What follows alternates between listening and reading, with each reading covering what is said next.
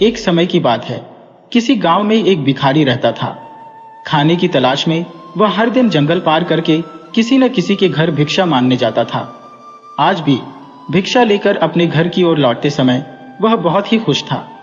भिखारी ने बहुत ही पुराने कपड़े और जूते पहने हुए थे, लेकिन फिर भी वह खुशी से गुनगुनाते हुए जंगल के रास्ते से अपने घर लौट रहा था। किस्मत की बात थी कि इस समय जंगल में एक राजा भी था, जो अपने हालात से दुखी था और महल से भागकर वहां आराम कर रहा था। तभी राजा की नजर भिखारी पर पड़ी। भिखारी को इतना खुश देखकर राजा सोचने लगा कि इस इंसान के पास कुछ भी नहीं है। इतने पुराने कपड़े और पैरों में फटे जूते होने के बावजूद भी यह कितना खुश है। और एक मैं हूं जो दिन रात अपनी प्रजा और परिवार वालों की सेवा करता हूं, लेकिन इसके बाद भी वे लोग खुश नहीं होते। उन सभी को सिर्फ मेरी राजगद्दी चाहिए और इसके लिए वे मुझे मरवाने का षड्यंत्र भी रच रहे हैं। असल बात यह थी कि राजा ने एक दिन अपने महल में कुछ पहरेदारों को बात करते हुए सुन लिया था। वे आपस में कह रहे थे कि जैसे ही यह राजा मर जाएगा, उनकी आंखों का कांटा साफ हो जाएगा। राजा की पत्नी भी बहुत पहले ही उसे छोड़कर जा चुकी थी और राजा को कोई पुत्र भी नहीं था, जिससे उसका कोई उत्तराधिकारी भी नहीं था। जिस दिन से राजा ने अपने खिलाफ इस षड्यंत्र के बारे में सुना, तब से वह बहुत ही सावधान रहने लगा था। एक दिन राजा के खाने में उसके भाई ने जहर मिला दिया था, जिसके बारे में राजा को भनक भी नहीं थी। जब राजा खाना खाने बैठा, तभी अचानक एक बिल्ली आकर वह खाना खा गई और कुछ ही देर बाद वह बिल्ली मर गई। इस घटना के बाद से राजा अपने खिलाफ हो रहे षड्यंत्र के प्रति बेहद सतर्क हो गया था।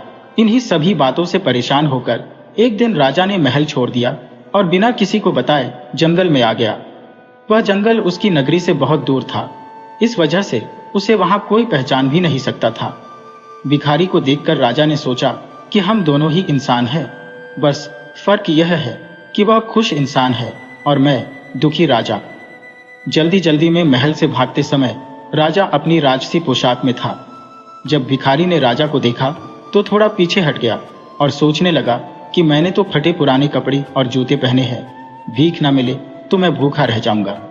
लेकिन इसके तो ठाट बाट ही अलग है। यह कितना खुशकिस्मत है कि इसके पास हीरे जवाहरात, सुंदर कपड़े और जूते हैं, फिर भी यह आदमी खुश नहीं दिख रहा। भिखारी ने सोचा कि चलो इस आदमी से इसके खुश न होने की वजह पूछता हूं। भिखारी राजा के पास पहुंचा और उसे राम राम बोला। राजा ने भिखारी को राम राम का जवाब दिया।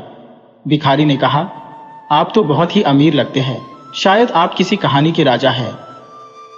राजा ने कहा, हाँ तुम सही बोलते हो, मैं सूरतगढ़ का राजा हूं और अपना राज अपने भाई को देकर यहां आ गया हूं। मेरे घर वाले दौलत के चक्कर में मुझे मारवाने का षड्यंत्र कर रहे थे। इससे बचने के लिए मैं यहां पर मन की शांति के लिए आया हूं। काफी दिनों से मैं ऐसी ही हालत में हूं। रास्ते में जो भी फल फूल मिलता है वही खाकर गुजारा कर रहा हूं। आज मुझे बहुत तेज भूख लगी है, इसीलिए मैं इधर उधर खाने की तलाश में घूम रहा हूं। तुम्हारे पास अगर कुछ खाने के लिए है तो कृपया करके मुझे थोड़ा खाना दे दो।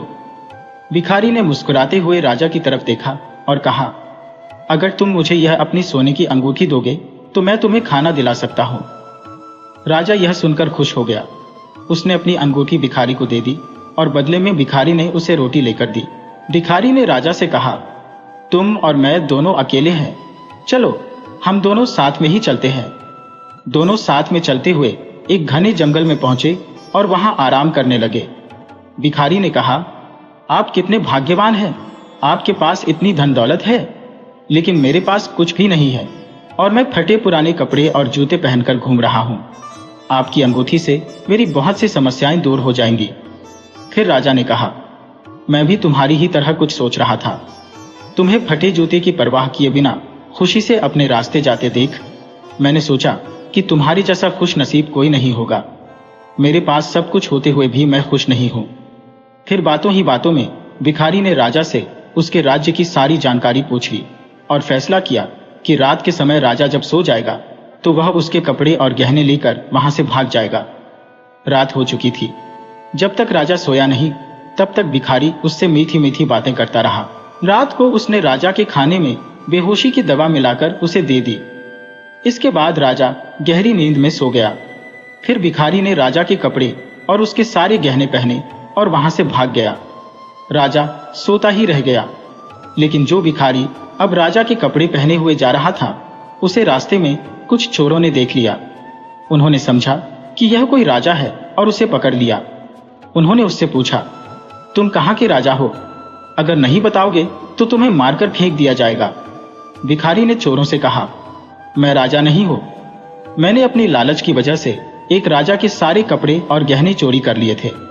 वह राजा अपने जीवन से दुखी होकर जंगल में खाने के लिए भटक रहा था। लेकिन चोरों ने उसकी बात का विश्वास नहीं किया और बोले, तुम नाटक कर रहे हो। उन्होंने भिखारी को फिर से मारना शुरू कर दिया और पूछा, सच सच बताओ कि तुम कहाँ के राजा हो? इस बार भिखारी ने चोरों की मार से बचने के लिए यह बात स्वीकार कर ली। हाँ, मैं राजा राय प्रताप हूं, जो सूरतगढ़ का राजा है। मेरा भाई राय बहादुर मेरे राज्य का मंत्री है। लेकिन चोर अभी भी उसकी बात का भरोसा नहीं कर रहे थे। दूसरी तरफ जब राजा की नींद खुली तो वह भिखारी को बुलाने लगा। उसने अपने आसपास देखा तो उसके पास सिर्फ एक पोटली थी जिसमें भिखारी का कुछ सामान पड़ा हुआ था। इधर चोर सूरतगढ़ के महल में पहुंच गए और वहां के मंत्री राय बहादुर से कहते हैं, हमारे पास तुम्हारा भाई है, अगर उसे जिंदा बचाना चाहते हो तो हमें 3000 सोने के सिक्के देने होंगे। यह सुनकर राय बहादुर ने कहा, इसके लिए तुम्हें मेरे भाई के मुंह पर कपड़ा बांधकर राजमहल में लाना होगा, तभी हम तुम्हें 3000 सोने के सिक्के देंगे। चोर उसे भिखारी के मुंह पर कपड़ा बांधकर उसे राजमहल में ले आते हैं और उसे राय बहादुर के हवाले कर देते हैं। राजा के कपड़ों में भिखारी को देखकर राय बहादुर को यकीन होता है कि यह उसका भाई है। फिर उसने सोचा कि अब वह इसे मारकर खुद राजा बन जाएगा। लेकिन जब भिखारी के मुंह से कपड़ा हटाया गया तो उसे बहुत ही गुस्सा आया। उसने चोरों से कहा, मुझे पता है कि तुम लोग दौलत के चक्कर में मुझे झूठ बोल रहे हो। ये आदमी मेरा भाई नहीं है। हम तुम्हें 2 महीने का समय देते हैं। मेरे भाई को पकड़ कर ले आओ। अगर नहीं लाए तो तुम सबको मरवा दिया जाएगा और यहां से भागने की कोशिश की तो जिंदा दफना दूंगा। यह बात सुनकर सभी चोर बहुत ही डर गए और मौका मिलते ही वहां से भाग गए। रास्ते में उन्होंने भिखारी से कहा, तुम सही थे, अब हमें बताओ वह असली राजा कहां पर है, फिर तुम्हें भी फिरौती के धन में से हिस्सा दिया जाएगा। भिखारी ने बताया कि उसने राजा को इसी जंगल में छोड़ दिया था, लेकिन बहुत ढूंढने के बाद भी राजा उन्हें नहीं मिला। वही नींद से जागने के बाद राजा को भिखारी की सारी हरकत समझ में आ चुकी थी। उसे बहुत ही दुख हुआ। उसने सोचा कि अब उसे कहीं जाकर खाने का इंतजाम करना होगा, वरना वह भूख से मर ही जाएगा। उसके पास एक पोटली पड़ी थी जो शायद उस भिखारी की रह गई थी। उसने पोटली खोली तो उसमें एक साधु का चोला था। राजा ने साधु का चोला पहनकर साधु का भेष बना लिया। कई दिनों तक राजा भूखा और प्यासा ही चलता रहा। जो भी सूखे फल उसे मिलते वह खा लेता। साधु का भेष बनाए हुए राजा जंगल से निकलकर एक छोटे से गांव में जा पहुंचा। वहां एक नदी के किनारे पहुंचकर वह सो गया। 2 दिनों तक वह सोता ही रहा। वहीं आसपास के लोगों को लगा कि यह कोई साधु बाबा है जो अपनी समाधि में ध्यान कर रहा है। लोगों ने सो रहे राजा के पास चावल चढ़ा दिए तो कुछ लोगों ने धूप जला दी। जब तीसरे दिन राजा की नींद खुली तो उसने अपने पास बहुत सारे फलों का चढ़ावा देखा। यह सब देखकर वह बहुत ही खुश हो गया। राजा ने मन ही मन सोचा, सन्यासियों का जीवन कितना अच्छा है, बिना मेहनत किए भजन मिल जाता है। अब उसे यहाँ से जाने और खाने की आवश्यकता नहीं है। राजा ने वहीं पर एक कुटिया बना ली और उसमें रहने लगा। गांव के लोग उसकी पूजा करते और चढ़ावे में खाने के लिए फल और अन्य चीजें दे जाते थे। एक दिन गांव के सभी लोग मिलकर उसके पास आए और कहने लगे, बाबा, हमारे गांव में बहुत सालों से बारिश नहीं हो रही है, आप कोई उपाय करें। यह सुनकर राजा परेशान हो गया कि अब वह क्या करे। वह अपनी सच्चाई बता भी नहीं सकता था। उसने लोगों से कहा, इसके लिए उपवास करना होगा। अगले 2 महीने तक कोई भी मेरी कुटिया के अंदर नहीं आएगा। गांव वाले उसकी बात मान गए। लोग दूर से ही कुटिया के बाहर चढ़ावा चढ़ाकर चले जाते। राजा सोचने लगा कि उसका जीवन हर तरह से मुश्किलों से भरा है। उसे दूसरों का अच्छा जीवन देखकर जलन नहीं करनी चाहिए। साधु बनकर वह बैठे बैठे खा रहा है, लेकिन उसका जीवन एक कैदी की तरह हो गया है। उसे एक ही जगह पर बैठे रहना होता है। कहाँ मैं रोज बढ़िया बढ़िया भोजन खाता था और अब कहाँ सिर्फ फल खाकर जिंदा हूं। साधु के भेष में राजा को भगवान का भजन करने का ढोंग करना पड़ता था। उसने सोचा, 2 महीने पूरे होते ही वह यहाँ से चला जाएगा। धीरे धीरे समय बीतता जा रहा था। एक दिन राजा परेशान होकर खुद ही भगवान से कहने लगा, हे भगवान, मुझे बचा लो, आप ही कोई चमत्कार कर दो। इसके बाद राजा ने भगवान से अपनी सारी गलतियों के लिए माफी भी मांगी। राजा ने भगवान के सामने अपने हाथ जोड़कर कहा, मुझे समझ में आ गया है कि अपनी मुसीबतों से कभी घबराकर भागना नहीं चाहिए, बल्कि उनका डटकर सामना करना चाहिए। हे भगवान, मेरी लाज रख लो और इस गांव में बारिश करवा दो। वहीं गांव के लोग रोजाना कुटिया के बाहर आते, भजन कीर्तन करते और दूर से चढ़ावा चढ़ाकर घर लौट जाते। इसी तरह से 2 महीने पूरे होने वाले थे। तभी एक दिन गांव के लोग दौड़े दौड़े राजा के पास आए और कहने लगे, बाबा, आप तो महान हैं, आपके कारण गांव में बारिश हो चुकी है। राजा ने कहा, अब मुझे इजाजत दो, मैं यहां से जाना चाहता हूं। लेकिन लोगों ने उन्हें रोक लिया। लोगों ने कहा कि वे एक आदमी भेजेंगे जो उनकी सेवा किया करेगा। राजा ने भी सोचा, चलो ठीक है, आगे जो होगा देखा जाएगा। कुछ समय बाद वह भिखारी और चोर राजा को ढूंढते ढूंढते इस गांव में पहुंचे। उन्होंने वहां के लोगों से उस चमत्कारी बाबा के बारे में सुना जो लोगों की समस्याओं को दूर करने के उपाय बता रहा था। जब वे लोग उस बाबा से मिले तो राजा और भिखारी एक दूसरे को पहचान चुके थे, लेकिन चोरों के सामने वे अनजान बने रहे।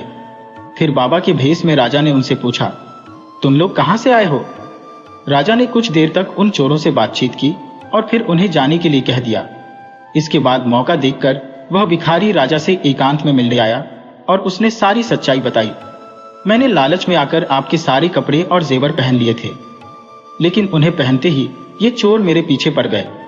चोरों ने मुझे पकड़ लिया और पूछताछ करने लगे कि तुम कौन हो, कहां से हो। तो मैंने खुद को आपके बारे में बताते हुए आपके राज्य की सारी जानकारी दे दी। उसके बाद ये चोर मुझे राजमहल में ले गए, जहां पर 3000 सोने के सिक्कों में वे मुझे आपके भाई को देने वाले थे। आपके भाई ने बताया कि वह आपको मारना चाहता है और खुद राजा बनना चाहता है। लेकिन जब उसने मेरा चेहरा देखा तो उसने मुझे पहचान लिया और चोरों को 2 महीने के अंदर आपको ढूंढ निकालने के लिए कहा। तभी से हम आपको ढूंढ रहे हैं। भिखारी ने राजा से कहा, तुम साधु बनकर इन चोरों को जो कहोगे यह मान जाएंगे। इसके बाद राजा, जो कि साधु के भेष में था, चोरों के सामने आया और भिखारी से सुनी हुई सारी समस्याओं को चोरों को बताने लगा। यह सुनकर सारे चोर हैरानी में पड़ गए। उन्होंने राजा से कहा, बाबा, हमें इस परेशानी से बाहर निकाल दो, हम आपके सच्चे भक्त बन जाएंगे। राजा ने भिखारी की मदद से चोरों को उनके गलत रास्ते छोड़कर सही मार्ग पर चलने की शिक्षा दी। चोरों ने राजा की बात मानी और सच्चे भक्त बनकर समाज सेवा करने लगे। राजा ने इस घटना से सीखा कि हर हाल में धैर्य रखना चाहिए और समस्याओं का सामना करना चाहिए। अंत में राजा ने भिखारी को भी माफ कर दिया और उसे अपने साथ महल ले आया, जहां भिखारी को एक सम्मानजनक जीवन मिल गया। साधु बने हुए राजा ने कहा, तुम लोग मुझे राजा के महल में ले चलो, मैं वहां जाकर खुद ही सब कुछ देखना चाहता हूं। महल में कहना कि तुम्हारे साथ एक बहुत बड़े साधु महात्मा है जो हर व्यक्ति का भूत, वर्तमान और भविष्य जानते हैं। चोर और भिखारी साधु बने हुए राजा को अपने साथ लेकर सूरतगढ़ के महल में पहुंच गए।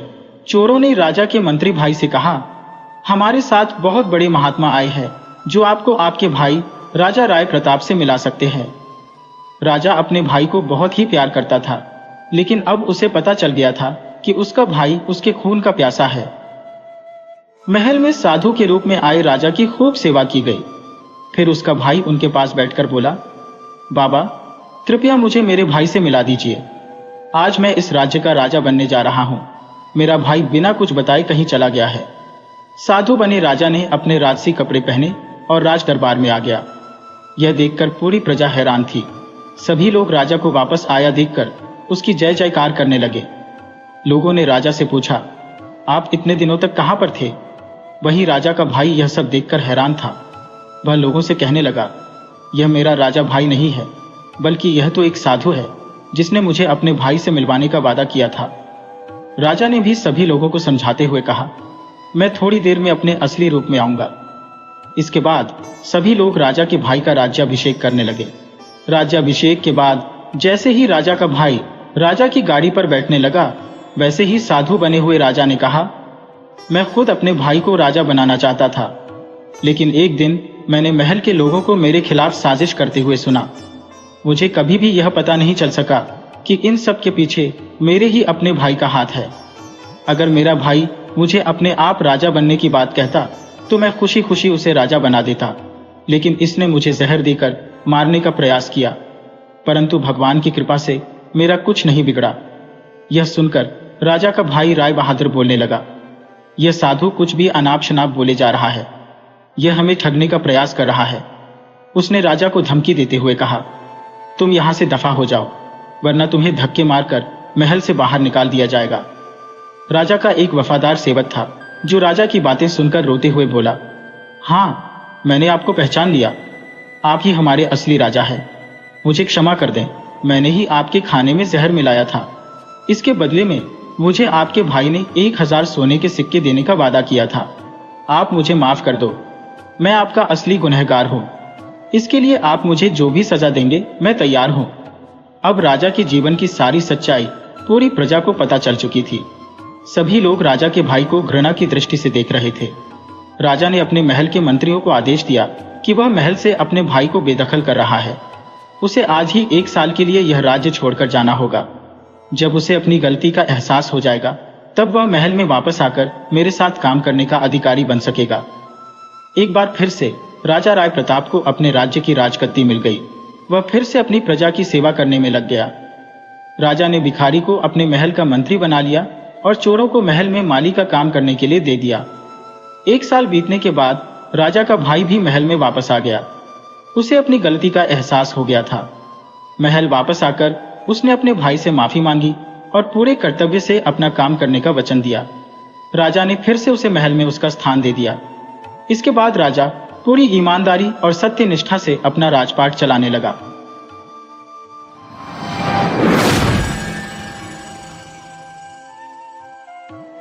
बात बहुत ही पुरानी है। सूरजगढ़ नाम के एक गांव में चमन नाम का एक आदमी रहता था। चमन का कोई अपना परिवार नहीं था, वह बिल्कुल अकेला ही था। चमन अपना जीवन यापन करने के लिए अपने गांव या आसपास के गांव में मेहनत मजदूरी करके पैसे कमाता था। स्वभाव से वह बड़ा ही चतुर और चालाक आदमी था। एक दिन की बात है, चमन जब नदी पार के दूसरे गांव में काम ढूंढने के लिए जा रहा था, तभी उसे नदी के पास एक चमकती हुई चीज दिखाई दी। चमन ने उसे उठा लिया। देखने में वह चीज किसी हीरे की तरह मालूम पड़ती थी। चमन उसे लेकर अपने घर आ गया। उसने हीरे जैसी दिखने वाली उस चीज को खूब अच्छे से रगड़ रगड़ कर धोया। अब वह बिल्कुल हीरे जैसी मालूम पड़ती थी, परंतु असल में वह कांच का एक टुकड़ा ही था। चमन ने इस वस्तु को किसी जौहरी के पास जाकर बेचने का फैसला किया। उसी समय चमन नगर के एक बहुत ही बड़े जौहरी के पास हीरा बेचने के लिए जा पहुंचा। उस नगर का सबसे बड़ा जौहरी था सेठ रतनलाल। उसकी दुकान पर बेशुमार हीरे जवाहरात रहते थे। यह जौहरी हीरों का बड़ा ही पारखी था।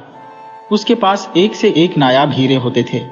सेठ रतनलाल के ग्राहकों में नगर के अमीर लोगों के अलावा कई राज्यों के मंत्री, दीवान और राजा महाराजा भी थे। उसकी दुकान पर अक्सर राज परिवार के लोग भी आया करते थे। यह जौहरी किसी भी हीरे को देखते ही उसकी कीमत बता दिया करता था।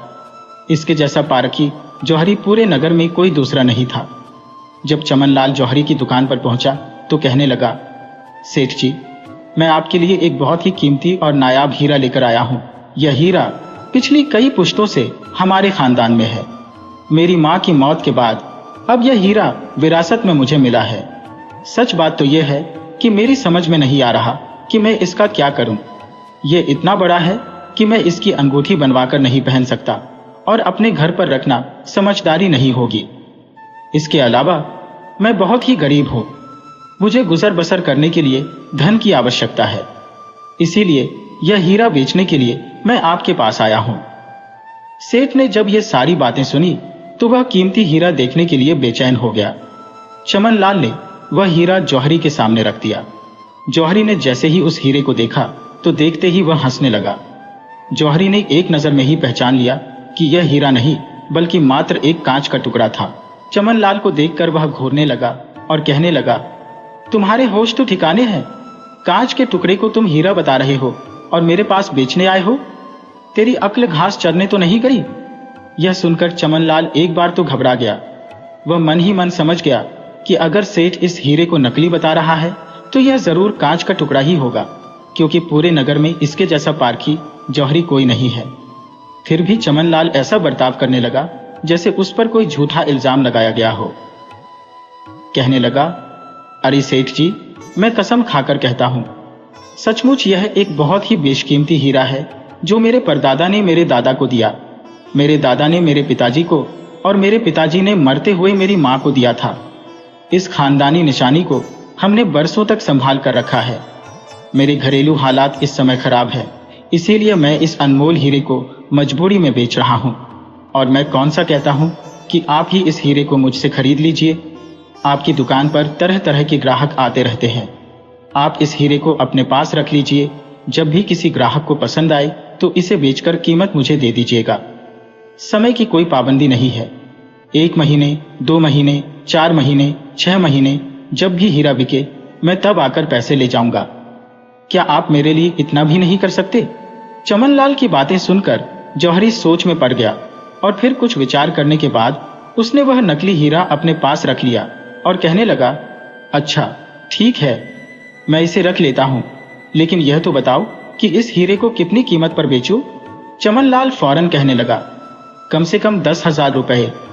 जौहरी एक बार फिर से हंसने लगा और कहने लगा, अरे भाई, तुम्हारा यह हीरा 10,000 रुपये में कभी नहीं बिकेगा। खैर कोई बात नहीं, मैं तुमसे पक्का वायदा तो नहीं करता, लेकिन इस हीरे को मेरे पास छोड़ जाओ। अगर किसी ने यह मुझसे खरीद लिया तो मैं तुम्हें इसके पैसे दे दूंगा। चमनलाल ने वह हीरा सेठ के हवाले कर दिया और अपने गांव वापस लौट गया। 3 महीने गुजर गए, लेकिन चमनलाल का वह हीरा जौहरी के पास वैसे का वैसे ही पड़ा रहा। एक दिन किसी राजकुमारी का सेवक जौहरी की दुकान में आया और कहने लगा कि वह अपने राज्य की राजकुमारी के कहने पर एक बहुत ही बेशकीमती हीरा खरीदने के लिए यहाँ पर आया है। राजकुमारी मोतियों की माला में हीरे को पिरोकर अपनी किसी सहेली को उपहार में देना चाहती है। अब क्योंकि पूरे नगर में तुम्हारे जैसा बड़ा और समझदार जौहरी कोई नहीं है, इसीलिए मैं सबसे पहले तुम्हारे पास आया हूं। अपनी प्रशंसा सुनकर सेठ बहुत ही खुश हुआ। उसने राज दरबार के उस सेवक की खूब खातिरदारी की और फिर एक से एक बेशकीमती हीरा उसे दिखाने लगा। वह आदमी बड़े ही ध्यान से हीरों को देखता रहा और वाह वाह करता रहा, मगर अपने मतलब की कोई भी चीज उसे नजर नहीं आई। कोई हीरा महंगा था तो उसका आकार ठीक नहीं था। अगर किसी हीरे का आकार ठीक होता तो देखने में उसे पसंद नहीं आता। जो हीरा उसे पसंद आता तो उसकी कीमत बहुत ही कम होती। इस तरह से वह हीरों में कोई ना कोई कमी निकालता जा रहा था और सेठ से कहता कि सेठ जी, कुछ और दिखाइए। इतने सारे हीरे दिखाकर सेठ अब थक चुका था। अब तो उसके पास कोई ऐसा हीरा नहीं बचा था जो उसने सेवक को नहीं दिखाया हो। अचानक उसे चमनलाल का दिया हुआ हीरा याद आया। एक बार तो वह हीरा दिखाते हुए सेठ के मन में शर्मिंदगी महसूस हुई कि वह नगर का सबसे बड़ा जौहरी होते हुए भी एक कांच के टुकड़े को हीरा बताकर दिखा रहा है, मगर इसके अलावा कोई और चारा भी नहीं था। जौहरी सेठ यह समझ चुका था कि इस आदमी को हीरों की कोई परख और समझ नहीं है, यह कोई अनाड़ी है। सेठ ने चमनलाल का दिया हुआ हीरा उस आदमी की तरफ बढ़ाया और कहने लगा, हुजूर, मैं अपने सारे हीरे आपको दिखा चुका हूं जो आपको पसंद नहीं आए। बस अब यही एक हीरा बचा है जो मेरे किसी दोस्त ने बेचने के लिए मेरे पास रखा है। आप इसे देख लीजिए, हो सकता है यह आपको पसंद आ जाए। उस नकली हीरे को देखते ही वह आदमी उछल पड़ा और कहने लगा, वाह वाह, क्या शानदार चीज निकाली है आपने। क्या चमक है, क्या नक्काशी है। मुझे तो ऐसी ही नायाब चीज की तलाश थी। हमारी राजकुमारी इस शानदार हीरे को देखकर खिल उठेगी। बताइए इस हीरे की क्या कीमत है, ताकि अभी के अभी सौदा पक्का हो जाए। सेठ इस आदमी की बेवकूफी पर मन ही मन बड़ा ही खुश हो रहा था। सोचने लगा, यह आदमी तो मुझे दिमाग से पैदल लगता है, जो इतने कीमती हीरो को छोड़कर इस कांच के टुकड़े को खरीदना चाहता है। जौहरी ने सोचा, अगर इस हीरे की कीमत कम बताऊंगा तो यह इसे सस्ता मानकर वापस रख देगा, क्योंकि यह राज दरबार से आया है। इसके लिए 10,000 कुछ भी नहीं होंगे। क्यों ना मैं इससे 20,000 मांग लूं। इनमें से 10,000 चमनलाल को दे दूंगा, बाकी मैं रख लूंगा। इस तरह से एक तीर से 2 शिकार हो जाएंगे। कुछ सोचने के बाद सेठ ने कहा, हुजूर, हीरे के मालिक ने इसकी कीमत 20,000 रखी है। ठीक है, कीमत तो ठीक है, मैं इसको खरीदने के लिए तैयार हूं। मगर बात यह है कि मैं इतनी रकम अपने साथ नहीं लाया। इस वक्त तो मेरे पास सिर्फ 5,000 है। आप ऐसा कीजिए, सिर्फ 5,000 बयाने के तौर पर रख लीजिए। बाकी की रकम मैं 1 हफ्ते के अंदर आपको देकर यह हीरा ले जाऊंगा। सेठ ने कहा, ठीक है, मुझे इसमें कोई ऐतराज नहीं है। तब सेवक कहने लगा, ठीक है, तो सौदा पक्का। लेकिन जाने से पहले मैं एक बात कहना चाहूंगा। अगर मैं 1 हफ्ते के अंदर बाकी की रकम लेकर ना आया तो मैंने जो 5,000 आपको दिए हैं वह आपके हो जाएंगे। परंतु अगर आपने इस 1 हफ्ते के अंदर इस हीरे को किसी और को बेच दिया तो आपको मुझे 5,000 मेरे और 5,000 जुर्माने के तौर पर यानी 10,000 वापस करने होंगे, क्योंकि मैं यह हीरा राजकुमारी के लिए ले रहा हूं और मैं नहीं चाहता कि इसमें किसी भी तरह की कोई उलझन पैदा हो। इसीलिए यह शर्त मैंने आपके सामने रखी है। मुझे लगता है हम दोनों के लिए यह शर्त बिल्कुल ठीक रहेगी। जौहरी कहने लगा, ठीक है, मुझे आपकी शर्त मंजूर है। आखिरकार इस शर्त को एक सौदे के रूप में लिख लिया गया। दोनों ने उस पर हस्ताक्षर किए और फिर वह आदमी 5,000 देकर वहां से चला गया। अब सेठ के मन में लड्डू फूट रहे थे। वह खुद को बड़ा ही खिलाड़ी समझ रहा था और उस आदमी को अनाड़ी, जिसकी वजह से उसे इतना मुनाफा होने जा रहा था, वह भी बिना किसी मेहनत के। 2 दिन बाद की बात है, जौहरी अपनी दुकान पर बैठा हुआ था कि तभी चमनलाल वहां से गुजरा। सेठ को बैठा हुआ देखकर वह दुकान में आ गया। हालचाल पूछने के बाद वह कहने लगा, सेठ जी, मेरी दी हुई अमानत आपके पास कई महीने से पड़ी हुई है। अगर वह हीरा आपने बेच दिया है तो उसकी रकम मुझे दे दीजिए, और अगर आपने उसे नहीं बेचा तो वह हीरा मुझे वापस दे दीजिए। मैंने सुना है कि नगर में किसी राजकुमारी का कोई सेवक यहाँ पर आया हुआ है जिसे बेशकीमती हीरे की तलाश है। हो सकता है मेरा हीरा उसे पसंद आ जाए और वह उसे खरीद ले। चमनलाल ने जब यह बात कही तो जौहरी के ऊपर मानो बिजली सी गिर पड़ी। उसके होश ही उड़ गए। सोचने लगा कि अब वह क्या करे। अगर चमनलाल को वह यह बता दे कि उसका हीरा राजकुमारी के सेवक को वह पहले ही बेच चुका है तो किसी न किसी तरह से वह यह बात जान जाएगा कि सौदा 20,000 में तय हुआ है और फिर उसको पूरी रकम चमनलाल को देनी होगी। और अगर मैंने पूरी रकम इसे नहीं दी तो यह शहर में उसकी बदनामी कर सकता है। इस तरह से मेरी बरसों की इज्जत मिट्टी में मिल जाएगी और फिर मेरे पास कोई हीरे खरीदने के लिए नहीं आएगा।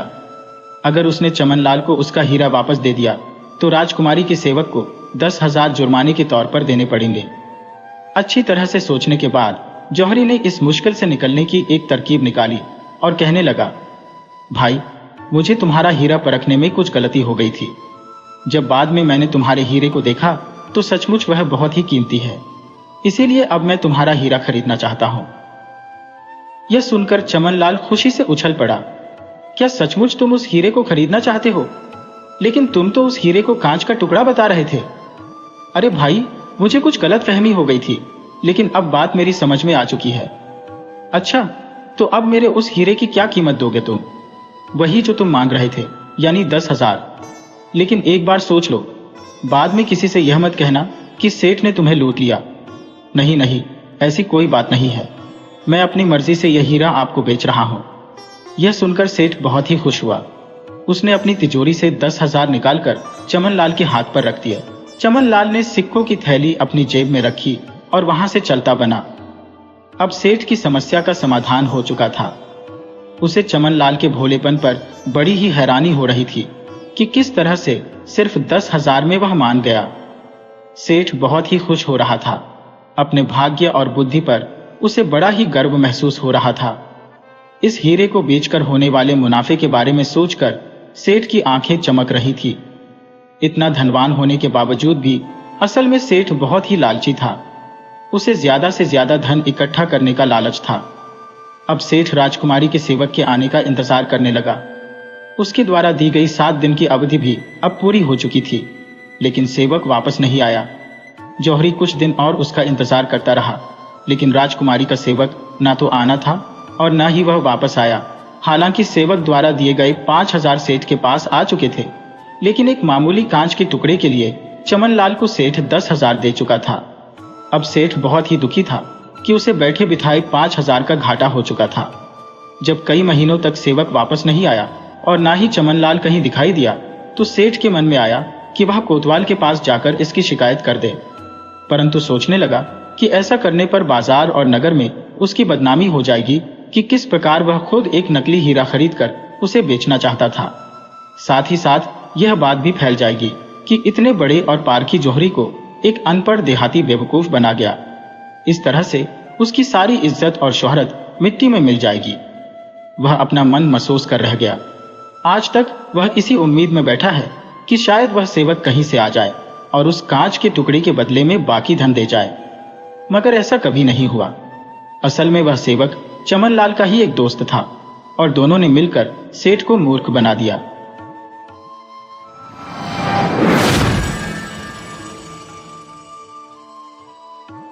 बत्तखों के तालाब में इतनी हलचल थी कि लगता था जैसे कोई बड़ी बात होने वाली है, पर ऐसा नहीं था। बत्तखों के बारे में कुछ नहीं कहा जा सकता कि वे आगे क्या करने वाली है। सारी बत्तखें जो आराम से तैर रही थी या सिर के भार पानी में खड़ी थी, ये सिर्फ बत्तखें करना जानती है। सहसा एक साथ किनारे की तरफ तैरने लगी और फिर किनारे पहुंचकर भाग गईं। किनारे की मिट्टी पर उनके पैरों के निशान देखे जा सकते थे। एक पल पहले तालाब का पानी शीशे की तरह साफ था। उसमें किनारे के सारे पेड़ों झाड़ियों को देख सकते थे। पीछे एक पुरानी इमारत की मुंदेर का तिकोना कोना था, जिसके छज्जे के नीचे अबाबील का घोंसला था। वह भी पानी में दिखता था, पर सबसे साफ वह गुलाब का पेड़ दिखता था, जिसकी शाखाएं पानी के ऊपर झुकी हुई थी। वह उल्टी टंगी तस्वीर जैसा लगता था। अब सब कुछ हिल रहा था, रंग मिल गए थे और तस्वीर गायब हो गई थी। एक उड़ते हुए हंस के 2 पंख जो पानी की सतह पर गिर गए थे, तैर रहे थे। वे ऐसे उलट पलट रहे थे जैसे हवा चल रही हो, जबकि ऐसा नहीं था। जल्दी ही पानी फिर शीशे की तरह चमकने लगा और पंख भी सीधे लेट गए। फिर से वही उल्टी तस्वीर दिखने लगी। इमारत के छज्जे से लटकता अबाबील का घोंसला और गुलाब का पेड़। हर खिलता गुलाब बहुत सुंदर था, पर वे खुद कुछ नहीं जानते थे, क्योंकि किसी ने उन्हें बताया नहीं था। सूरज उनके खुशबूदार पत्तों के बीच चमकता था और हर गुलाब ऐसा लगता था जैसे हम अच्छा सपना देखने पर खुश होते हैं। एक गुलाब बोला, जिंदा रहना कितना अच्छा है। काश मैं सूरज को चूम पाता। वह कितना सुंदर है। पानी में जो गुलाब है, मैं उन्हें भी चूमना चाहता हूँ। वे बिल्कुल हमारे जैसे लगते हैं। घोंसले में जो चिड़िया है, वे कितनी प्यारी है। जल्दी ही चहचहाने लगेंगी। हालांकि उनके अपने माता पिता की तरह पंख नहीं है। छज्जे वाला घोंसला और पानी वाला घोंसला दोनों हमारे अच्छे पड़ोसी हैं। ओह, जिंदा होना कितना अच्छा है। घोंसले की छोटी चिड़िया ऊपर वाली और पानी वाली, जो कि सिर्फ परछाई थी, अबाबील थी और उनके माता पिता भी। उन्हें यह खाली घोंसला मिला था जिसे उन्होंने अपना घर बना लिया था। तालाब के पानी पर तैरते 2 बत्तख के पंखों को देखकर छोटी चिड़ियों ने पूछा, क्या वे बत्तखों के बच्चे तैर रहे हैं? मां ने डांट कर कहा, कुछ पूछते वक्त अक्ल से काम लिया करो। क्या तुम देख नहीं सकते कि यह पंख है? ठीक वैसे जैसे मेरे हैं। तुम्हारे भी पंख उगेंगे, पर हमारे पंख बत्तखों के पंखों से ज्यादा सुंदर होते हैं। हालांकि मुझे लगता है कि काश वे हमारे घोंसले में होते तो ठंडी रात में आराम देते। पता नहीं बत्तख किससे डर गईं, शायद पानी में कुछ होगा, पर यह मैं भी हो सकती हो। आखिरी बार जब मैं बोली तो आवाज कुछ ऊंची निकल गई थी। यह मोटे दिमाग वाले गुलाब बता सकते थे, पर उनकी तो कस समझ में ही नहीं आता। न वे कुछ करते हैं, सारा दिन सिर्फ शीशे में खुद को देखते हैं और संघते रहते हैं। मैं तो अपने पड़ोसियों से तंग आ गई हूं। गुलाबों ने कहा, उन छोटी चिड़ियों को सुनो, शायद वे गाना शुरू करने वाली है। अभी पूरी तरह सुर नहीं पकड़ा है, पर पकड़ लेंगी। गा सकना ज्यादा अच्छा होता है। ऐसे खुश पड़ोसी मिलना भी कितना अच्छा है। उसी वक्त 2 घोड़े तालाब तक पानी पीने आए। एक पर किसान का लड़का सवार था। उसने अपने कपड़े उतार रखे थे और सिर पर एक चौड़े किनारे वाले काले हैट के अलावा वह नंगा था। वह ऐसे सीटी बजा रहा था जैसे वह भी एक चिड़िया हो, और वह तालाब के सबसे गहरे हिस्से में घुसता चला गया। वह गुलाब के पेड़ के पास से गुजरा तो उसने एक फल तोड़कर अपने हैट में लगा लिया। जब वह आगे चलता गया तो बाकी गुलाब सोचने लगे वह कहाँ जा रहा है, पर कोई भी अंदाजा नहीं लगा सका। गुलाब आपस में कहने लगे, हम भी दुनिया भर की यात्रा करना चाहेंगे, पर घर पर भी अच्छा लगता है। दिन में सूरज हम पर गरमाई से चमकता है और रात में वह आसमान के छेदों में से और भी सुंदर ढंग से चमकता है। गुलाब तारों को आसमान के छेद समझ रहे थे, वे कुछ नहीं समझते थे। अबाबील की माँ बोली, हमारा घर के आसपास होना अच्छा माना जाता है। लोग कहते हैं हमारे घोंसले से खुशकिस्मती आती है और इसलिए उन्हें हमें आसपास पाकर खुशी होती है। पर दीवार के पास गुलाब का पेड़ उगे तो सीलन आ जाती है। शायद वे इसे काट देंगे, फिर वे यहाँ एक दाना बो सकते हैं। गुलाब तो सिर्फ देखने, सूंघने या ज्यादा से ज्यादा हैट में लगाने के लिए होते हैं। मेरी माँ ने बताया कि वे हर साल झड़ जाते हैं। किसान की औरत उन्हें नमक लगाकर रखती है और फिर उन्हें फ्रेंच में कुछ कहती है जो न मैं बोल सकती हूँ न बोलने की परवाह करती हो। कभी कभी उन्हें कमरे की अंगीठी में डाला जाता है ताकि अच्छी खुशबू आए। यही उनकी जिंदगी है। वे सिर्फ आंखों और नाक के लिए होते हैं। अब तुम्हें उनके बारे में सब पता चल जाएगा। शाम को जब तालाब के पानी पर मच्छर नाच रहे थे तब एक बुलबुल आई। वह गुलाबों के लिए गाने लगी। उसके गीत में गर्म धूप की बात थी और यह भी कि सुंदर चीजें मरती नहीं है। पर गुलाबों को लगा कि बुलबुल अपने बारे में गा रही थी और उसमें कुछ अजीब भी नहीं था। उन्होंने पल भर को भी नहीं सोचा था कि वह शाम का गीत उनके लिए हो सकता था, पर फिर भी वे उनकी कम तारीफ नहीं कर रहे थे। वे सोच रहे थे कि घोंसले वाली सारी अबाबील कहीं बुलबुल ही न बन जाए। छोटी अबाबील बोली, पूरा गाना हमारी समझ में आ गया सिवाय एक शब्द के, खूबसूरती। उसका क्या मतलब होता है? कुछ नहीं, उनकी माँ बोली, यह सिर्फ दिखने की बात होती है। किले में जहाँ कबूतरों के अपने घर है वहाँ चिड़ियों को हर दोपहर में मटर और नाज के दाने खिलाए जाते हैं। कभी कभी मैं भी उनके साथ खाती हूँ और जैसे ही तुम उड़ने लगोगे मैं तुम्हें वहां ले जाऊंगी, क्योंकि अच्छे लोगों के साथ दिखना जरूरी होता है। तुम मुझे अपने दोस्तों के बारे में बताओ तो मैं तुम्हें बता दूंगी कि तुम कैसे हो। खैर, जैसा कि मैं बताने जा रही थी, किले में 2 चिड़िया है। दोनों की हरी पूंछ है और सिर पर मुकुट है। दोनों की पूंछ एक बड़े पहिए की तरह फैल सकती है। उसमें इतने चटकीले रंग होते हैं कि आंखों को तकलीफ देते हैं। वे मोर हैं और उन्हें सुंदर कहा जाता है, पर अगर तुम उनके पंख नोच लो तो वे हमारे जैसे ही दिखेंगे। अगर वे इतने बड़े ना होते तो मैं उनके पंख नोच डालती। उस घर में एक जवान जोड़ा रहता था जो एक दूसरे से बहुत प्यार करता था। वे संतुष्ट मेहनती लोग थे और अपने घर को साफ सुथरा और गर्म रखते थे। उनकी हर चीज अच्छी थी। इतवार की सुबह पत्नी ने गुलाबों का एक गुच्छा तोड़ा और पानी के गिलास में रखा। फिर उसे उस बड़ी अलमारी पर रख दिया जिसमें सर्दियों के कपड़े रखे थे।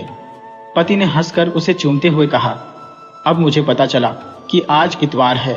दिन में वह उसे धर्म ग्रंथ में से पढ़कर सुनाता रहा।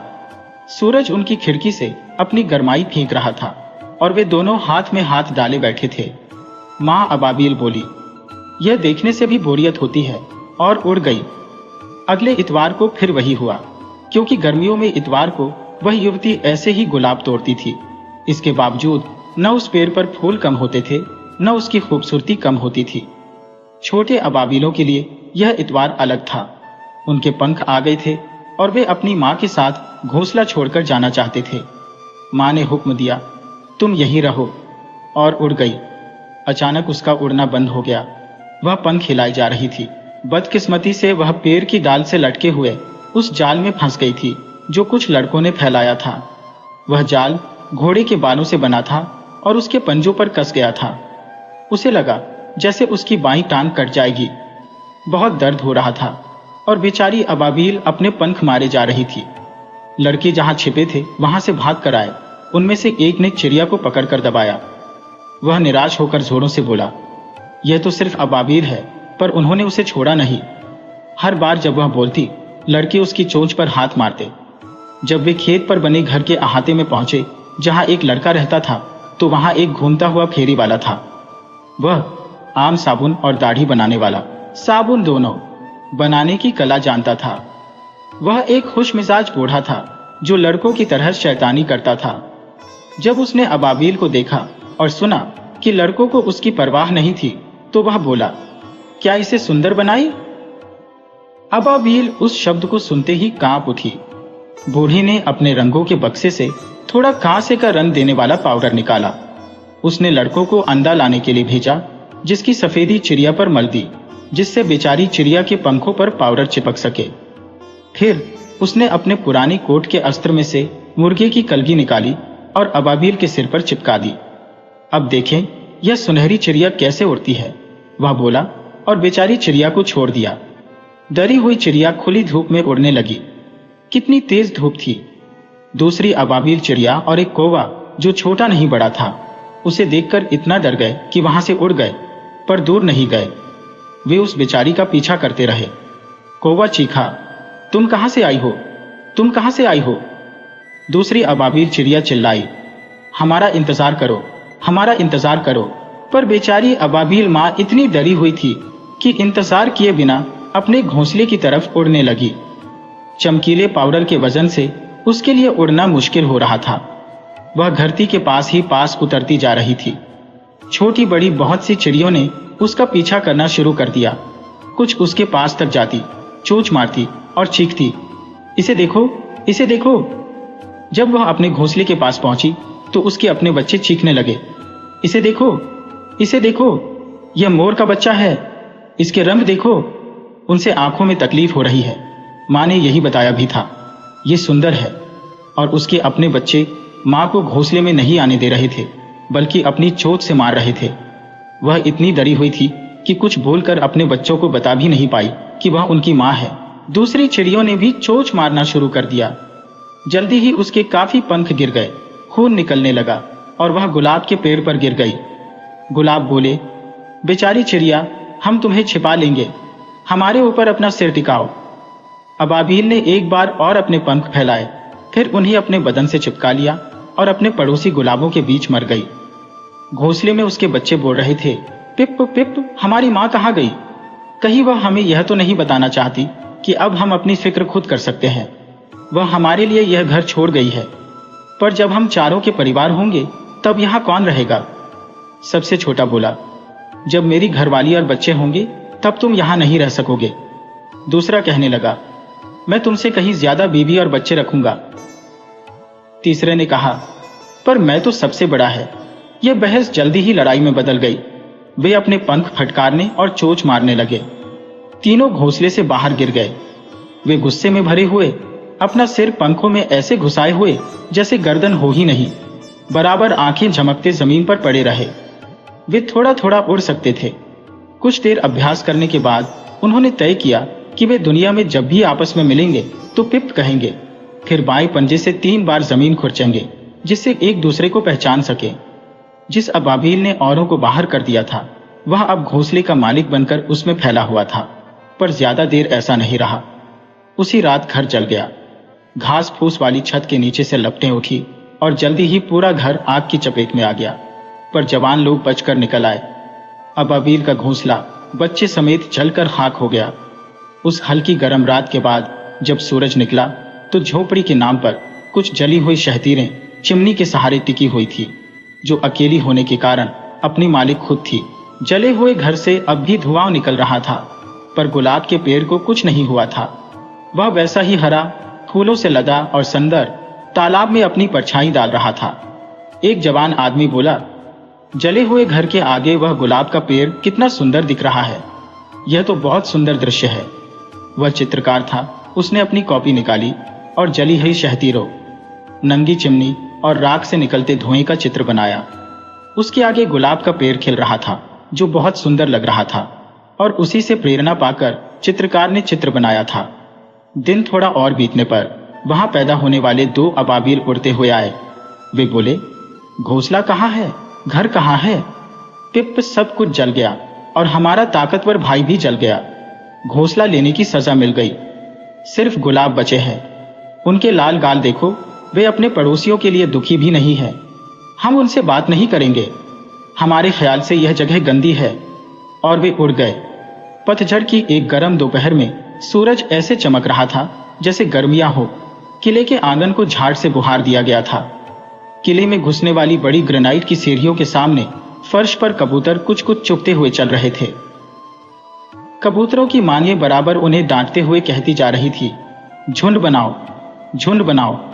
उन्हें लगता था कि वे उसी ढंग में सुंदर लगते हैं। एक छोटी फाख्ता ने पूछा, हमारे बीच में ये छोटे छोटे स्लेटी रंग के कौन है?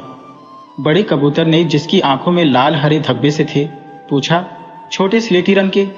वे अबाबिल है, किसी को नुकसान नहीं पहुंचाती। हमारी अच्छी इज्जत है, इसलिए हम उन्हें खदेड़ कर भगाते नहीं हैं, पर वे अपनी जगह जानती है।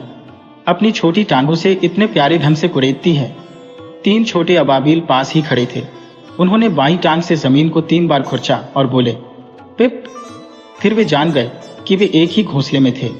एक बोला, खाने के लिए अच्छी जगह है। फाख्ता एक दूसरे के चारों तरफ चक्कर लगा रही थी। उन्होंने छाती फुलाई हुई थी। हर कोई दूसरे की बुराई ढूंढने में लगा था। उसे देखो, कितने लालची ढंग से खा रही है। इतनी मटर खाकर बीमार पड़ जाएगी। को, उसके पंख जल रहे हैं, जल्दी ही गंजी हो जाएगी।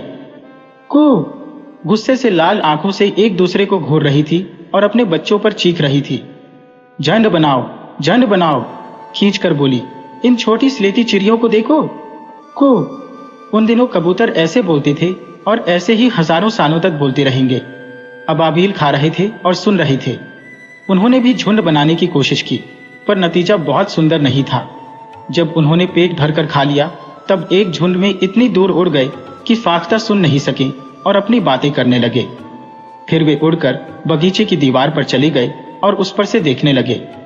एक कमरे का चौड़ा शीशे वाला दरवाजा खुला हुआ था। एक अबाबिल उड़ा और सीधा दरवाजे पर उतरा। उसने ज्यादा खा लिया था और इसलिए उसमें हिम्मत थी। पिप, मैं कितना बहादुर हूं, वह बोला। दूसरे ने जवाब दिया, पिप, मैं भी इतना और इससे कुछ ज्यादा करने की हिम्मत रखता हूं। और इतना कहकर वह किले में कच फट अंदर चला गया। कमरा खाली था, इसलिए तीसरा और अंदर तक जाते हुए बोला, या तो पूरा अंदर जाओ, नहीं तो क्या फायदा। इंसान का घोंसला भी कितना अजीब होता है, पर वह क्या है, उसे देखो। वह फूलों से लदा गुलाब का पेड़ था, जो घर के उस खंडहर के सामने था, जिसकी चिमनी अब भी खड़ी थी और जिसकी जली हुई शहतीरें उसी के सहारे खड़ी थी। ये किले की दीवार में कैसे आया? तीनों उस तक जाना चाहते थे, पर पहला जो गया वह दीवार से टकरा गया, क्योंकि वह तो सिर्फ तस्वीर थी। चित्रकार ने पहले पेंसिल से जो चित्र बनाया था उसको रंग कर लगाया था। वह बहुत सुंदर चित्र था। अबाबिल बोले, पिप, यह कुछ नहीं है, सिर्फ दिखता है कि कुछ है। यही वह होगा जिसे सुंदर कहते हैं, इसका जो भी मतलब होता हो। हमारी तो समझ से परे है। इतना कहकर तीनों कमरे से बाहर उड़ गए, क्योंकि किसी के आने की आवाज आ रही थी। दिन और साल बीतते गए। सारे पक्षी उस उपजाऊ जमीन पर रहते रहे। उन सब की सगाई, शादी, जो भी पक्षियों में कहा जाता हो गई थी। उनके बच्चे हुए और हर जोड़ा अपने बच्चों को ही सुंदर और होशियार बताता था। एक घोंसले वाले वे तीनों अबाबिल जब भी मिलते तो 3 बार पैर से जमीन खुरचकर पिप बोलने की वजह से एक दूसरे को पहचान जाते थे। अब तक सबसे बड़ी अबाबिल इतनी बड़ी हो चुकी थी कि उसका न साथी था, न बच्चे, न घोंसला। सो उसने तय किया कि वह किसी शहर में जाकर देखेगी कि वह कैसा होता है। वह कोपेनहेगन की तरफ उड़ी। वहां भी एक बड़ा किला था, जिसके पास एक रंगी हुई दीवारों वाली इमारत थी। वह जगह अच्छी थी। वहां एक नहर थी, जिसमें सेवों और मिट्टी के बर्तनों से भरी नावें थी। बूढ़ी अबाबिल ने उस अजीब घर की खिड़की में से झांका। हर बार उसे लगता कि वह किसी फूल में झांक रही है, क्योंकि हर कमरा एक अलग सुंदर रंग में रंगा था। बीच में कुछ सफेद आकृतियां थी। उनमें से कुछ संगमरमर की थी तो कुछ प्लास्टर की, पर यह फर्क अबाबिल नहीं देख सकती थी। इमारत में ऊपर कांसे की बनी विजय की देवी की मूर्ति थी, जो घोड़ों से सजा रथ चला रही थी। वह चिड़िया एक महान डेनिश मूर्तिकार थोरवाल्सन के अजायब घर में पहुंच गई थी। चिड़िया बोली, ये कैसा चमक रहा है, ये कैसा चमक रहा है।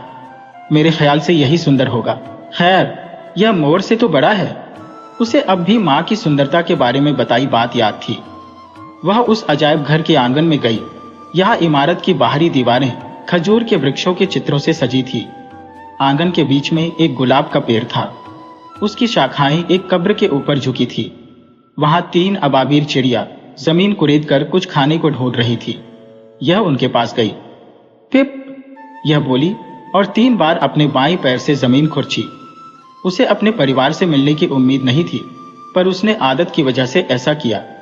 उसे पता था कि किसी का मिलना मुश्किल था। पिप, दूसरी अबाबिल चिड़ियों ने भी ठीक उसी की तरह जमीन खुरची। सब एक दूसरे से कहने लगे, ओह, फिर से मिलना कितना अच्छा लग रहा है। 2 उसके भाई थे और तीसरी भतीजी थी। मिलने के लिए यह बहुत बढ़िया जगह है। पिप, मेरे ख्याल से यही सुंदर होता होगा। हालांकि यहां खाने के लिए कुछ खास नहीं है। पिप। लोग म्यूजियम के बगल वाले दरवाजे से बाहर निकल रहे थे। वे अंदर मूर्तियां देखकर आए थे, जिन्हें देखकर उनके चेहरे खुशी से चमक रहे थे। फिर वे मूर्तियों को बनाने वाले शिल्पी की कब्र तक गए। कुछ ने झुककर कब्र पर गिरी, कुछ गुलाब की पत्तियां उठा ली ताकि वे उन्हें यादगार के तौर पर रख सकें। वे लोग बहुत दूर दूर से, जैसे फ्रांस, जर्मनी, इंग्लैंड से आए थे। एक सुंदर युवती ने एक गुलाब तोड़कर अपने ब्लाउज में लगा लिया। अबाबीर चिड़िया जो सब कुछ देख रही थी, उन्हें लगा कि पूरी इमारत गुलाबों के लिए बनाई गई थी। उनका ख्याल था कि इतनी इज्जत देना जरा ज्यादा ही था, पर क्योंकि इंसान गुलाबों को बहुत पसंद करते थे, इसलिए उन्होंने अपनी बात कही नहीं। पिप पिप, वे बोले और एक आंख से गुलाब के पेड़ को देखते देखते अपनी छोटी पूंछ से कब्र को बुहारते रहे। अभी ज्यादा देर देखा भी नहीं था कि उन्हें लगा यह गुलाब तो उनका पड़ोसी ही है, और वे सही थे। जिस चित्रकार ने खंडहर इमारत और खिले हुए गुलाब के पेड़ का चित्र खींचा था, उसे उस पेड़ को खोदकर ले जाने की इजाजत मिल गई थी। उसे लगा था कि पेड़ बहुत सुंदर था, इसलिए वह उसे थॉरवाल्सन की कब्र पर लगाना चाहता था। और वह यहाँ फूल रहा था, लाल फूलों से महक रहा था, खूबसूरती का साकार रूप था। अबाबिलों ने पूछा, क्या तुम्हें हमेशा के लिए काम मिल गया है? गुलाबों ने गर्दन हिलाकर हामी भरी, क्योंकि वे भी अपने छोटे पड़ोसियों को पहचान गए थे और उनसे दोबारा मिलकर खुश थे। फूल के रूप में जिंदा होना कितना सुंदर है। कितना अच्छा लगता है जब आपके आसपास दयालु चेहरे हो और आपके पुराने दोस्त आपसे मिलने आए। हर दिन बड़ा अच्छा लगता है। पिप, अबाबिल बोली, ये हमारे पुराने पड़ोसी हैं। हम इन्हें तब से जानते हैं जब ये गांव के तालाब के पास उगे हुए थे। ये बड़ी दूर आ गए हैं। देखो अब इन्हें कितनी इज्जत मिल रही है। पर यह कोई गुणों की बात नहीं, बल्कि वक्त की बात है। एक लाल धब्बे में ऐसी क्या बड़ी बात है? हमें तो वह दिखाई भी नहीं देता। हम तो एक मरे हुए पत्ते को देख सकते हैं। एक अबाबील उड़ कर गया। उसने मुरझाए पत्ते को तब तक चोंच मारी जब तक कि वह गिर ही नहीं गया, और अब गुलाब का पेड़ पहले से ज्यादा हरा और सुंदर दिखने लगा। वह कलाकार की कब्र पर खिल रहा था। उसकी खूबसूरती और खुशबू उसके अमर नाम के साथ आदमी की याद में बस गई।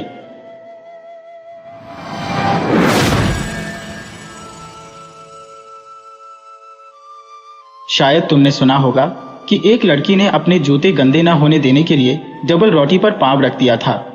उसका क्या बुरा हाल हुआ, यह कहानी उसी के बारे में लिखी और छापी गई। वह लड़की गरीब पर घमंडी और बददिमाग थी। उसे बुरे चरित्र वाली कहा जा सकता था।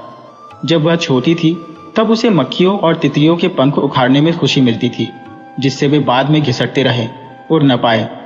अगर वह कीचड़ में से कोई कीड़ा पकड़ लेती थी तो उसके बदन में पिन चुभो देती थी। फिर उस बेचारे कीड़े के पैरों के पास कागज रख देती थी, जिससे वह उसे पकड़ ले। फिर उसे कागज समेत गोल घूमते पलटते देखती रहती थी। कीड़ा बेचारा यह सोचता था कि शायद कागज की मदद से अपने को पिन से छुड़ा लेगा।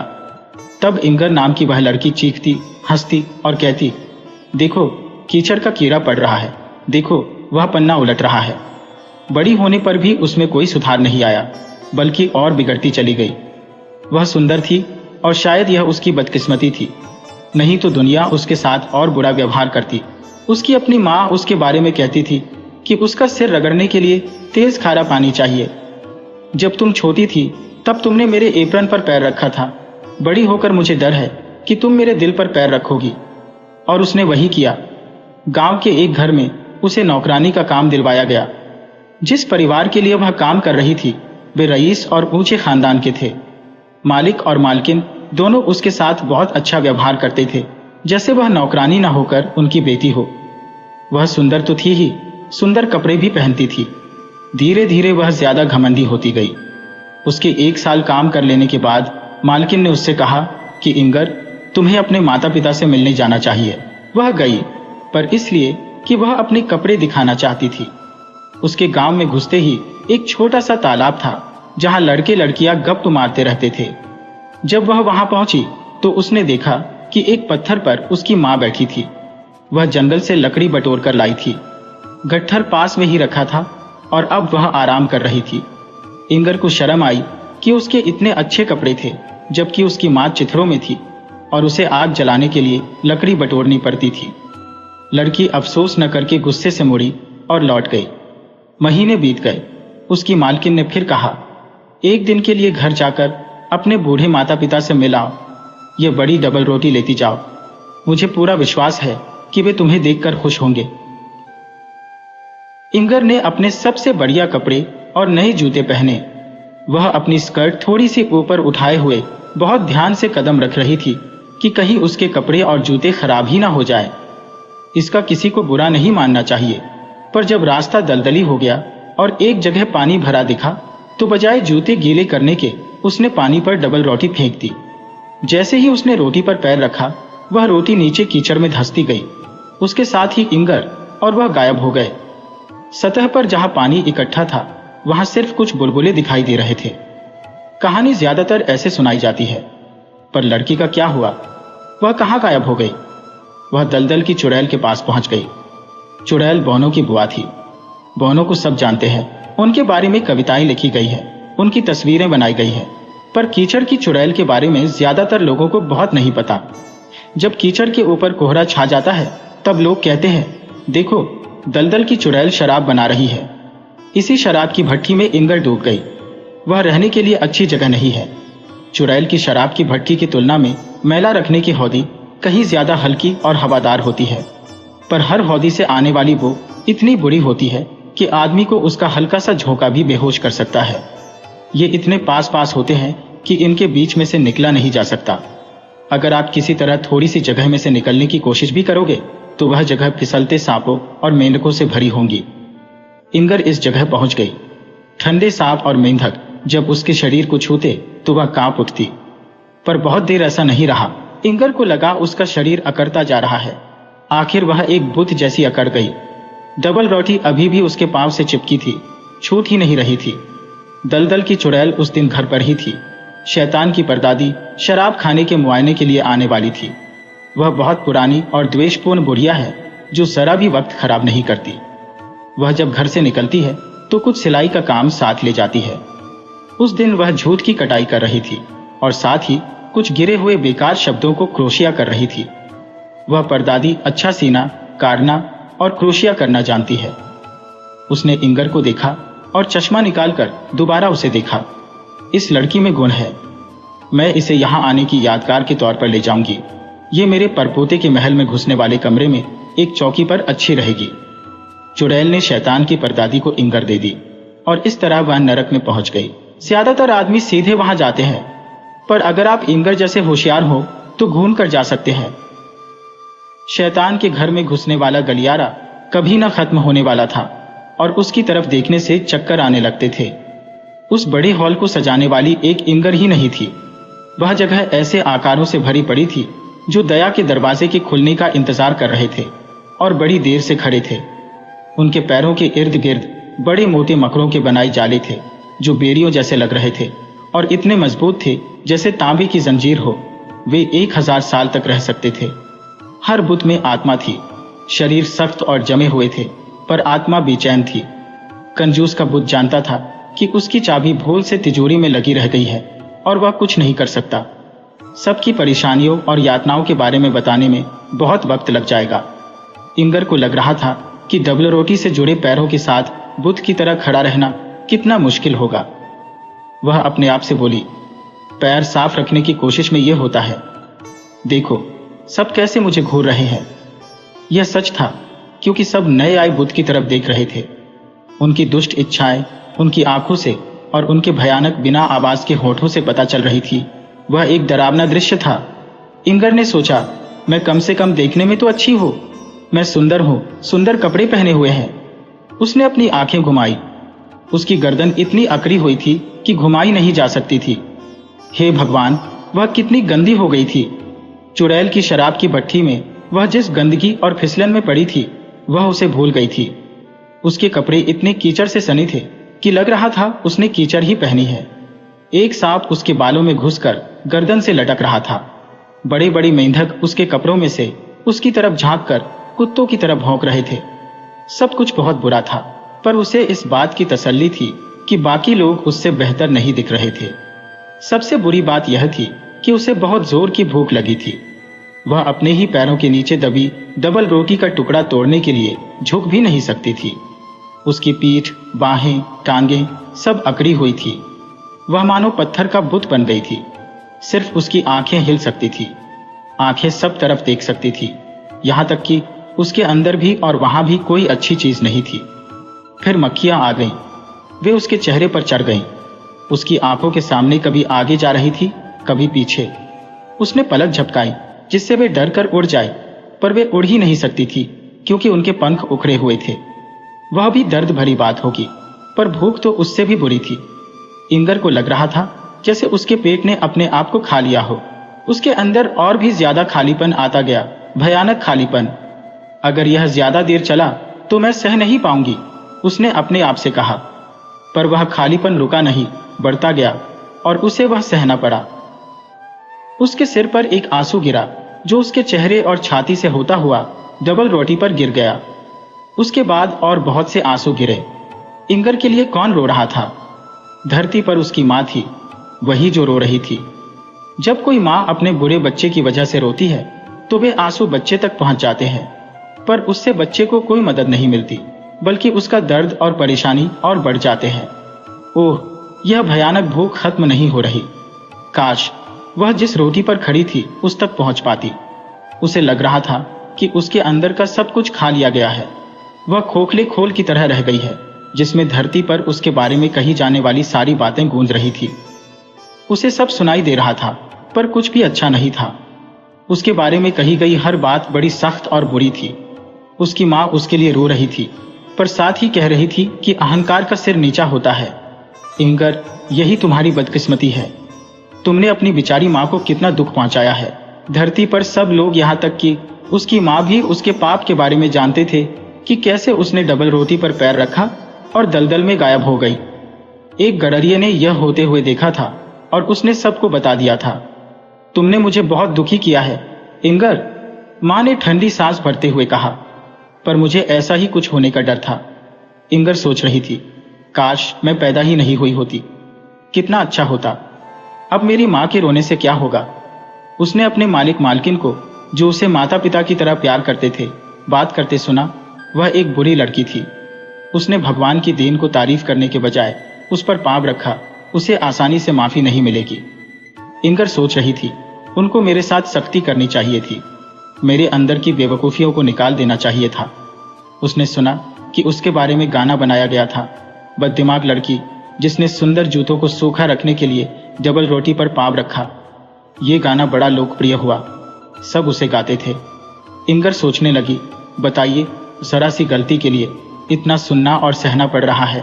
औरों को भी तो उनके पापों की सजा मिलनी चाहिए। तब बहुत से ऐसे होंगे जिन्हें सजा देनी पड़ेगी। मुझे कितना भुगतना पड़ रहा है।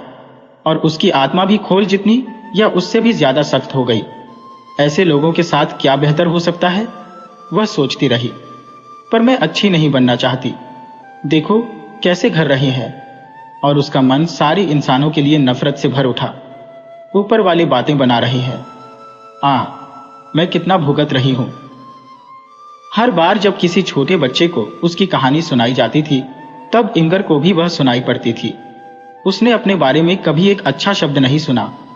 वैसे भी बच्चे बड़े निष्ठुर होते हैं। वे कहते थे वह बहुत बुरी थी, यहां तक कि वे खुश थे कि उसे सजा मिल रही थी। पर एक दिन जब उसके अंदर गुस्से और भूख से सब खत्म हुआ जा रहा था, उसने सुना कि एक प्यारी भोली बच्ची को उसकी कहानी सुनाई जा रही थी। वह बच्ची जोर से रो पड़ी। वह बददिमाग, अच्छी चीजों से प्यार करने वाली इंगर के लिए रो रही थी। उसने पूछा, क्या वह फिर कभी धरती पर नहीं आएगी? जो बड़ा आदमी उसे कहानी सुना रहा था बोला, नहीं, वह फिर कभी धरती पर नहीं आएगी। पर वह माफी मांग ले और कहे कि वह फिर ऐसा नहीं करेगी। पर वह माफी नहीं मांगेगी, बड़े ने कहा।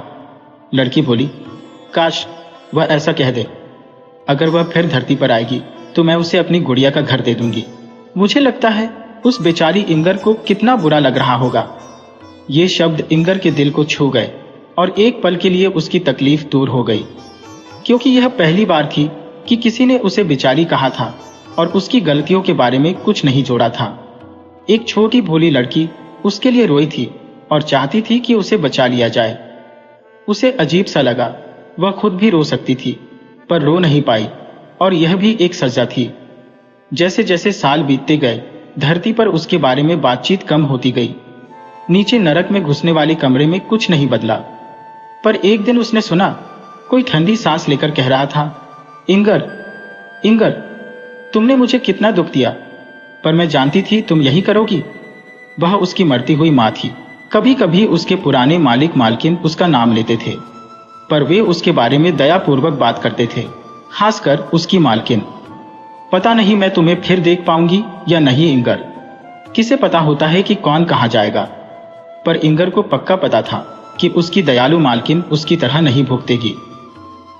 समय बीतता गया, लंबे कड़वे साल बीतते गए। आखिर फिर एक बार इंगर ने अपना नाम सुना। उसे लगा कभी न खत्म होने वाले हॉल के अंधेरे में उसके ऊपर दो तेज सितारे चमक रहे हैं। वे वही दो दयालु आंखें थी जो धरती पर अब बंद होने वाली थी।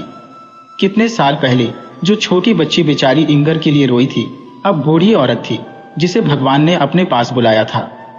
उस आखिरी वक्त पर जब उसके दिमाग में लंबे जीवन की सारी बातें घूम रही थी, तब उसे यह भी याद आया कि जब वह छोटी बच्ची थी तो इंगर की कहानी सुनकर कितना रोई थी।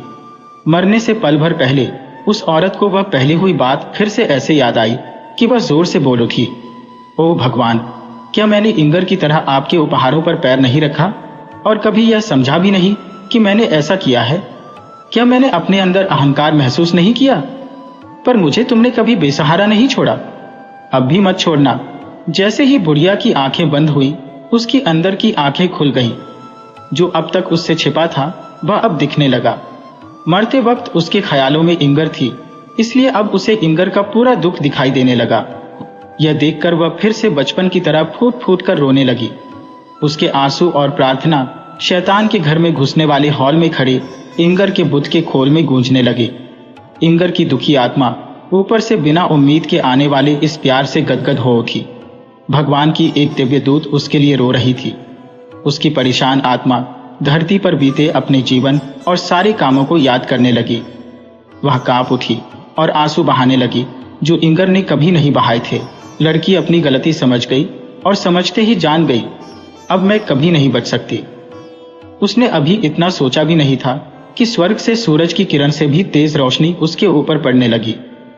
सूर्य की किरण से बर्फ का आदमी या बच्चे के गर्म मुंह में पड़ी बर्फ जितनी जल्दी पिघलती है, उससे भी ज्यादा जल्दी इंगर का बुत पिघला और गायब हो गया। जहां वह खड़ा था वहां से एक चिड़िया ऊपर जमीन की तरफ उड़ गई। डर और शर्म से भरी वह चिड़िया एक गिरती हुई दीवार के छेद के अंधेरे में छिप गई।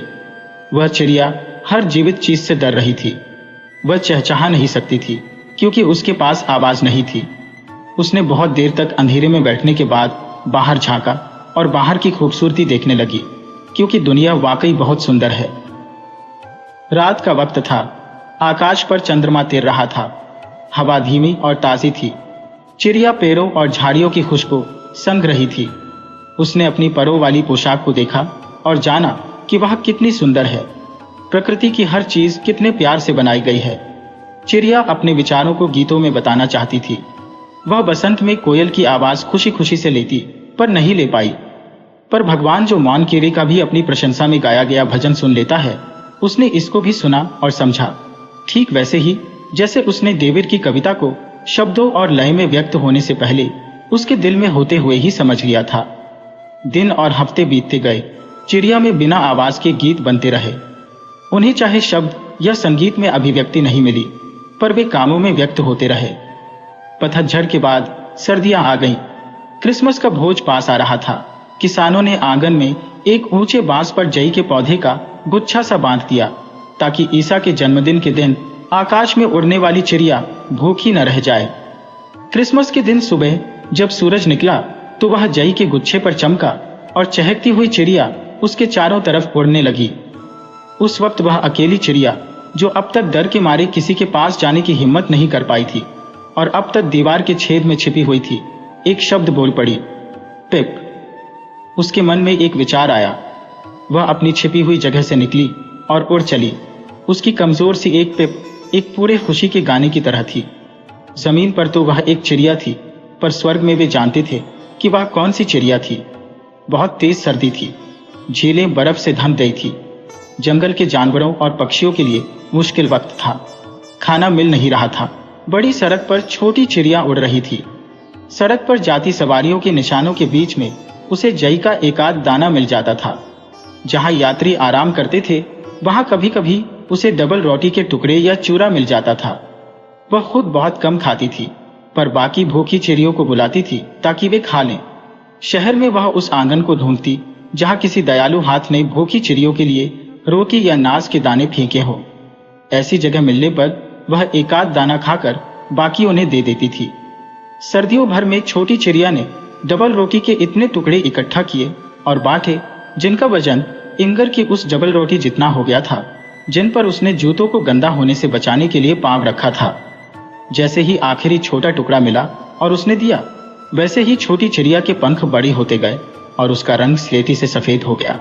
बच्चे बोले, देखो, झील के ऊपर समुद्री बत्तख उड़ रही है।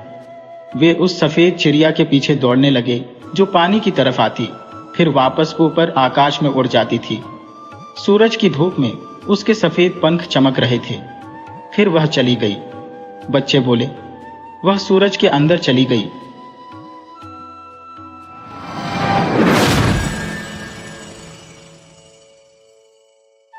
वीडियो अच्छी लगी हो तो इसे लाइक करें और ऐसी ही मजेदार कहानियों के लिए चैनल को सब्सक्राइब करें और बेल आइकन दबाएं। ज़्यादा से ज़्यादा अपने दोस्तों को शेयर करें। धन्यवाद।